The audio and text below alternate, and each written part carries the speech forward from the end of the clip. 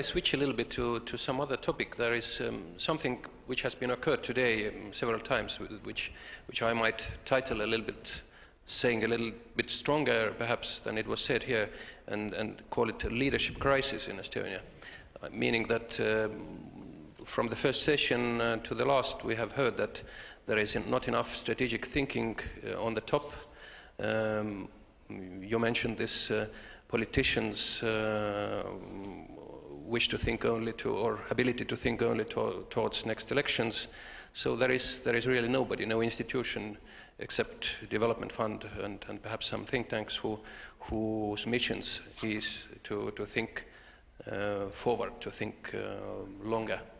But even if we would make the changes, what Jüri Raidla this morning suggested, that making Prime Minister really a strategic institution instead of being a chair of meetings of the government, do you think there would be enough people to do this work? Do we need to do something to get people attracted to politics? Well, I have never really bought the smallness argument. That I mean, let's face it, most of the underpinnings of Western civilization were created in about 50 years in a city-state that had 40,000 citizens. Okay, well, the women weren't citizens and the slaves weren't either, but even there, the maximum is 150,000 people in Athens between 450 and 400 BC. I don't think that, I mean, clearly there are economies of scale when it comes to economy, but when it comes to good ideas, I think that we have enough people to come up with good ideas. And I would say in many ways the success of Estonia emerging from Soviet occupation, I think surprised everyone precisely because of the ideas that people had and the new ways of doing things. And so I'm not really, I don't think we have a problem with enough people, being a small country, coming up with ideas. But certainly getting out of some of the rigidities that have been formed over the last several years. The fact that we were successful in the period of, say, 89 to 95, 96, in new ideas, I think, I don't know which panel it was, but I mean, has now led to, we have always done it this way, and therefore we can't change it, or we've never done it any other way, so we can't change it. I mean, it's this sort of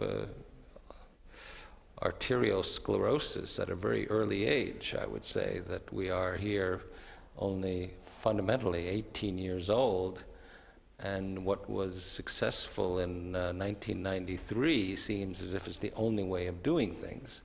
We also have a strange post hoc ergo propter hoc attitude towards some of the reforms. I mean, let's take, for example, I mean, this is not, I don't mean to raise this politically, but it's more looking at it intellectually. I mean, one thing that was very successful for Estonia was the flat rate income tax. And the flat rate income tax is something that was successful because it was a brilliant economic idea. Well, I don't think it actually was brilliant in that sense. It was brilliant because it led to a dramatic increase in compliance, meaning that people paid their taxes. It was much easier to pay their taxes, and every country that has instituted a flat tax has got, it's not the philosophical economic benefits, it's that all countries enjoy, as soon as they impose a flat rate income, a massive increase in people paying their taxes. Well, maybe we can think about other things. We don't need to just stick to something that worked at a time when nobody paid taxes. We have to stick to that simply because we think it's a superior economic model. Maybe we can come up with some new ideas. I'm not saying that we should change the tax system, but I'm using that as an example of how we may misperceive or in retrospect say certain things were successful for the wrong reasons and keep a hold of it. And some of the reasons for Estonia's success, before I hand it over to Edward, is which little attention has been paid to, except by people like Anders Oslund, an economist who writes about the post-communist world, is actually, I think, one of the keys in Estonia in the 90s was the law and government of 1995 that depoliticized the civil service, which was far more important in creating a professional civil service than people realize, unless you do the comparative analysis. And in most of the post-communist world, there was a rapid politicization of the civil service, which meant, which was understandable, because you had from all these countries finally said, okay, we're not being run by them, now we control it, and we will staff our entire civil service with people from our party, which was a model that they knew well. But in fact, the countries that politicized their civil service quickly had a serious problem that whenever the government changed, the entire civil service changed. Yeah. And that's a big difference between Estonia and a number of its neighbors, which its neighbors realized later on. Yeah, I think that's absolutely right. I mean, when I meet an incompetent political appointee in Estonia, and it does happen from time to time, I'm always surprised. There are some other countries I go to where I'm pleasantly surprised if I meet someone who is a competent, apolitical public servant. And I think that Estonia has possibly gone backwards a bit on this over the past few years, but it's still a big difference.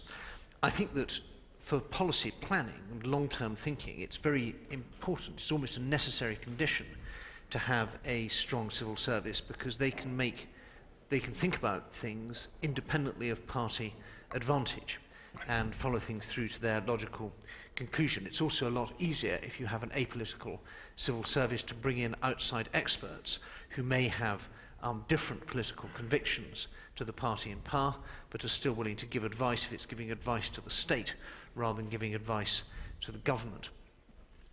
The other thing I think is very important. Let me just interject here. But our problem, I'd say, I mean, this happens in all of our countries, is that if there's if an error made not in policy but in the political side, then you still blame these nameless bureaucrats for doing things wrong, as if they are the problem.